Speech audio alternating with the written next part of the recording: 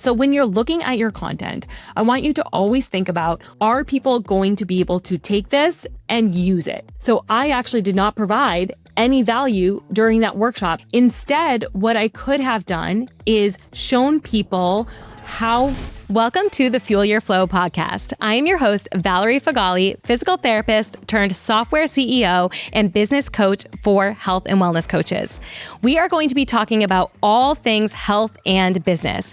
They might be more closely related than you think. So let's go ahead and get into it. Welcome back to another episode of Fuel the Flow. Today, I want to talk about the difference between providing value and pushing content.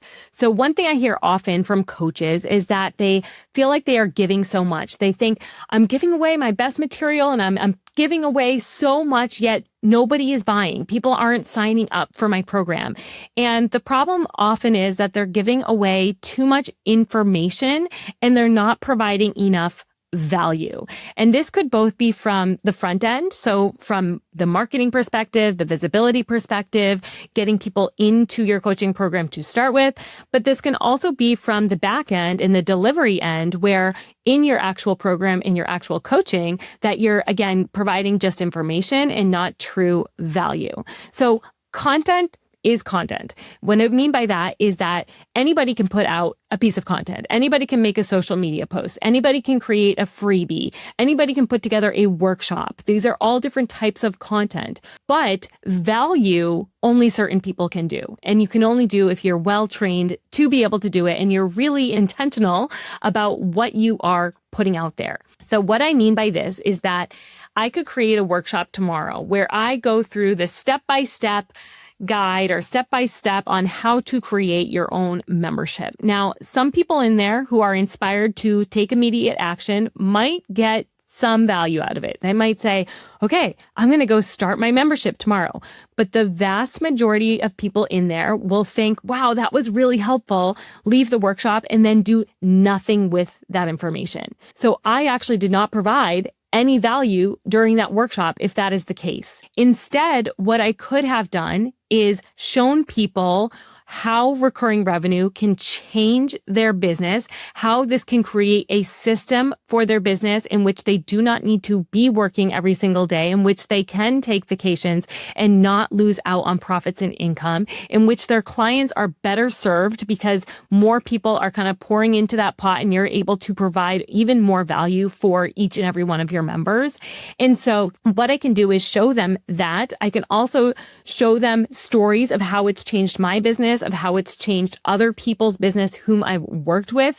I can show them where they are at in their business and whether or not a membership would actually be a good next move for them or not. Maybe it's not the right best move, or maybe this is like the next step that could really take their business to the next level, right? So all of that is actually more valuable than just providing the step-by-step routine on how to get something done, because we all know that it takes work, it takes effort, it takes dedication, it takes accountability in order to really accomplish a task like that, right? And it's the same with your clients. If you are teaching them all the step-by-step on what their nutrition plan should look like, what their meditation should look like, how their mindset routine should be every single morning or every single evening, again, that's just information that you're providing them with and that they most likely will never take action on. So if you could instead show them where they're at in their journey, show them the next best step for them, give them examples of how this could change their life, that is going to inspire action. And that would inspire them to sign up with you, work with you, which you know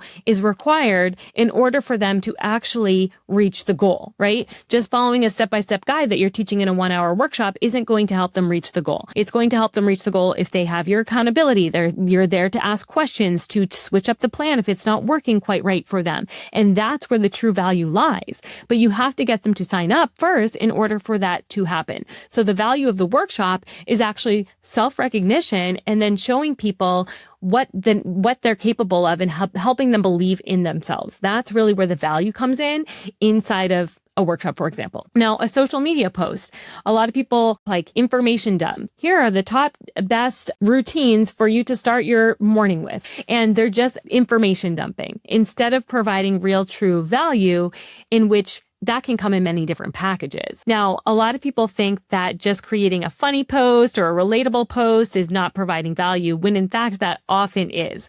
Getting somebody to laugh or somebody to share your post is actually very valuable to somebody. Think about the emotional connection that you're starting to make with that person.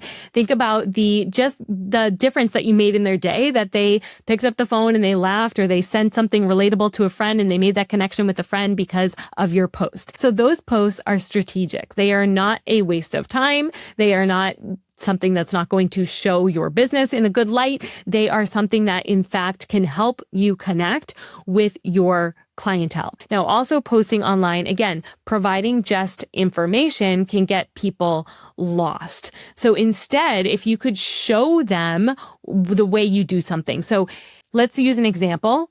If I told people in my social media post that you should have women of this weight and this age should be eating approximately 130 grams of protein per day, and they should be starting their breakfast with a minimum of 35 grams of protein per day. Okay, great. I gave them the information. What are they going to do with that?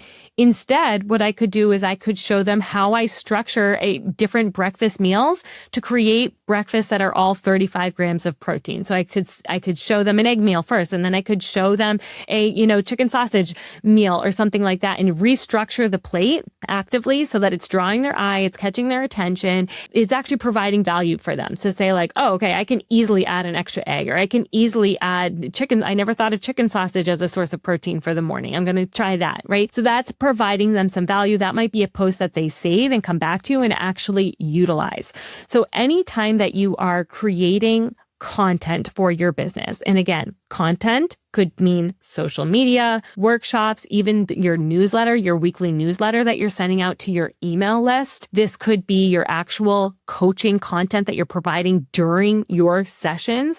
I want you to always take a step back and ask yourself, how is my participant going to use this? So whoever looks at this and consumes it, how is it going to change their day or change their life? And that's what value is. If it's making a difference in their day, and again, that could be a simple laugh, or it could be something that they are switching up in their routine because they saw this. So another example could be if you are providing meal plans as a part of your service, as a part of your coaching. So let's say you provide a sample recipe pack or a sample meal plan, and it's customized for the client. That can have a lot of value, or it cannot. Where the value really comes in is your ability to hold them accountable to the meal plan, right? So if that is something that you and your client are working on together to reach that goal of achieving this, then you need to be holding them accountable to that and have some system in place in order to do that. And that's where the true value comes in.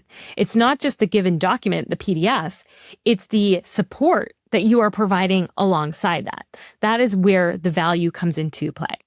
Another thing I see people do often, and I've bought into these, is they'll create courses, online digital courses, and try to sell the course.